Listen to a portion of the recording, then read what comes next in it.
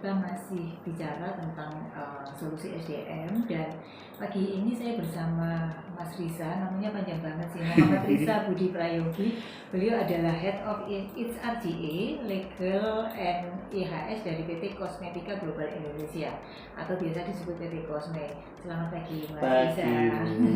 Mas, kita mau ngobrolin tentang manajemen karir, karena banyak orang itu mungkin yang itu tadi, kalau dari sisi karyawan pengen kerja mencapai karir puncak gitu ya, terus dari perusahaan kadang juga tidak bisa memfasilitasi kebutuhan karyawan, padahal sebenarnya ini kalau perusahaan melakukannya dengan baik, menyusun sistem manajemen yang karir yang baik untuk karyawan, maka sebenarnya itu tadi kembali impactnya, benefitnya juga akan pada perusahaan. Nah, ini kita mau bertanya, sebenarnya sih mengapa sebuah perusahaan atau organisasi itu perlu membuat sistem manajemen karir? Ya, oke, terima kasih banyak Bu Novi. Selamat pagi teman-teman semuanya. Jadi di sini saya sampaikan dalam manajemen karir itu sangat penting, Bu. Sangat penting untuk organisasi atau keberlangsungan bisnis, dan yang kedua ini sangat penting untuk perusahaan, untuk karyawan itu sendiri. Kenapa saya bilang seperti itu? Karena ya karyawan ini adalah aset, kan gitu kan, aset yang dimana meskipun sistem semua sudah berjalan, tapi ketika aset atau karyawan tersendiri itu kurang berkompeten di satu posisi, maka sama aja.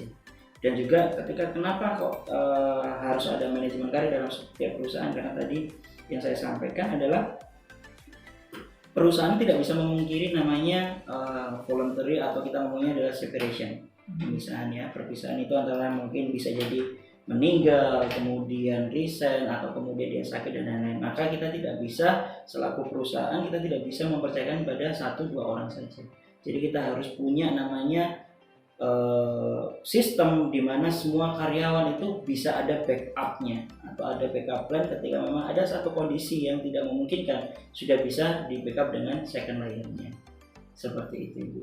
Oke, jadi salah satunya juga untuk keberlangsungan organisasi sendiri. Benar, gitu kan ya. Benar itu. Oke, nah terus ketika kita menyusun manajemen karir, karena ada beberapa hal atau persepsi yang kurang tepat, misalnya karir itu berkaitan dengan kedudukan yang tinggi atau salary yang besar gitu ya. Terus karir itu hanya untuk orang kantoran yang operator ya, udah selamanya seperti itu gitu ya. Terus kemudian misalnya persepsi-persepsi yang salah tentang karir gitu ya. Terus karir itu hanya terkait dengan kemampuan teknis kita, seperti itu. Nah, supaya tidak terjadi hal-hal yang salah seperti itu, kemudian terjadi berlarut-larut, apa saja sih yang sebenarnya bisa dijadikan dasar ketika kita menyusun manajemen karir? Oke, jadi yang pertama kali yang kita dijadikan dasar adalah kita dari sudut pandang perusahaan dulu, kita menyiapkan namanya struktur organisasi yang cukup efektif. Kemudian yang kedua, kita sampaikan ke karyawan terkait sama karir path-nya dia seperti apa.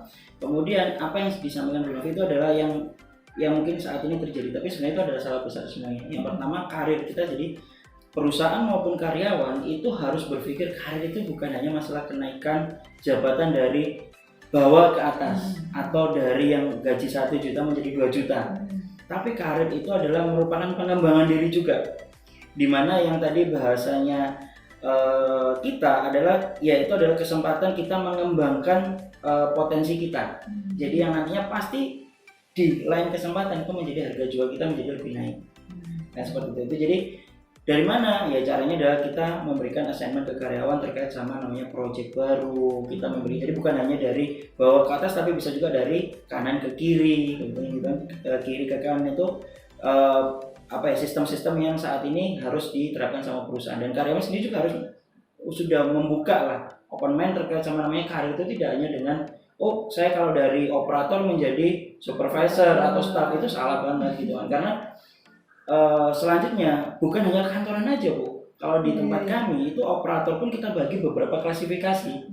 Ada yang operator itu hanya dia pegang alat 1, hanya itu aja. Kemudian ada operator yang sudah pegang 2, ada yang bisa pegang 3. Sekarang dari 3 itu pun juga bukan hanya 3. Ada yang cuma bisa pegang, ada yang bisa sekalian mungkin ini troubleshooting-nya kan gitu kan. Mungkin ada beberapa troubleshooting yang kecil itu dia perbaiki sendiri. Nah, itu kan menjadi pengembangan dirinya dia. Kemudian dia ketika nanti mohon maaf mungkin dia harus berpindah ke tempat yang lain, dia udah bisa menyampaikan, saya bukan hanya jadi operator yang pegang satu mesin, tapi 3 mesin, dan bahkan saya bukan hanya 3 mesin, saya sudah pernah memperbaiki mesin ini dan itu, seperti itu. Dan perusahaan juga bukan berpikir, oh kalau gitu hanya staff aja, operator pun kita harus tetap berikan itu, supaya apa? Supaya nantinya seluruh posisi yang menjadi posisi kunci atau yang menjadi menduduki jabatan-jabatan tertentu itu bisa jadi adalah orang-orang yang benar-benar loyal kepada kita.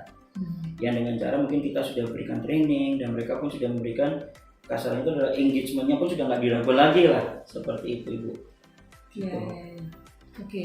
Nah ini menarik sekali. Tapi kan ketika mau mengimplementasikan itu seringkali tidak mudah gitu ya, banyak sekali tantangan. Iya. Tantangan terberatnya itu apa ini, Mas Riza? Jadi itu yang saya sebut karir itu adalah perubahan.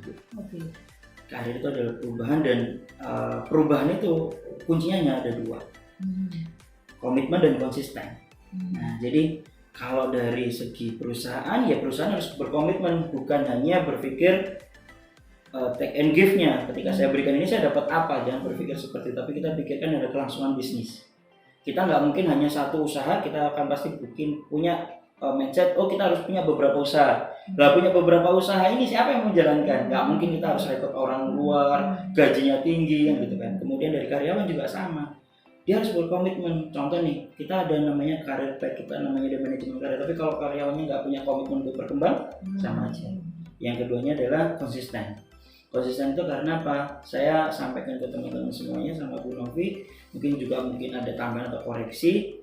Setiap karir itu tidak bisa didapatkan atau setiap perubahan tidak bisa dilihat dari 1, 2, 3 bulan atau bahkan sampai 1 tahun 2 tahun, tapi pasti cukup jangkauan cukup lumayan panjang, sehingga ya bagaimana cara kita berkonsisten untuk bisa melakukan perubahan ini, untuk cara mungkin dari training-training yang harus dilalui, dari beberapa assignment atau project yang harus dipegang untuk karyawan, dan itu adalah tetap menjadi salah satu, ini adalah tools untuk pengembangan karir saya, tools ini.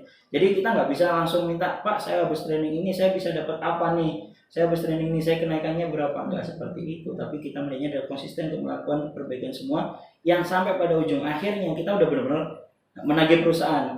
Saya udah dapat semua training ini. Nah, apalagi nih yang harus saya training, bukan jabatan, bukan apa, tapi apalagi yang harus saya pelajari. Nah, itu Bu.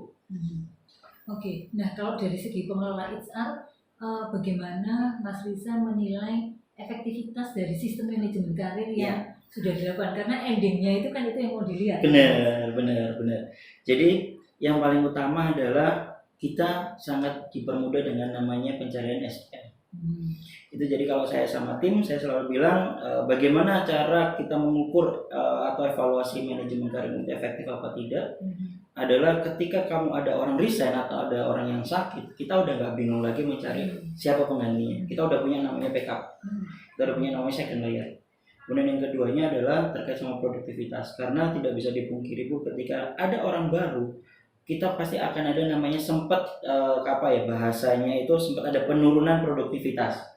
Itu yang kita hindari. Jadi sebisa mungkin kita tuh selalu produktivitas itu selalu nanjak naik terus. Walaupun dengan kondisi apapun, ketika orang itu resign atau ketika orang itu harus sakit atau tidak bisa melanjutkan pekerjaan dalam jangka yang waktu yang mungkin cukup lama, itu penggantinya udah siap dan tetap naik, nggak sampai yang decline.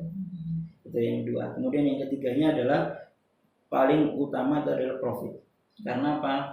Kita tidak bisa pungkiri juga ketika ada orang baru itu pasti akan ada namanya additional budget.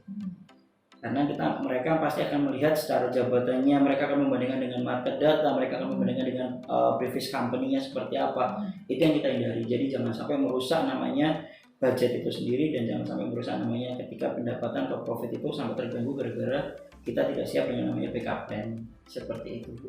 Oke, nah dengan tips-tips yang sudah disampaikan tadi, saya harapkan netizen juga mendapatkan insight dan semoga bisa diaplikasikan di dalam pekerjaan sehari-hari. Untuk Mas Riza, saya ucapkan terima kasih banyak, sharingnya sangat inspiratif dan tentunya bisa bermanfaat. Amin. Terima kasih. Banyak. Selamat pagi. Pagi, sehat semuanya.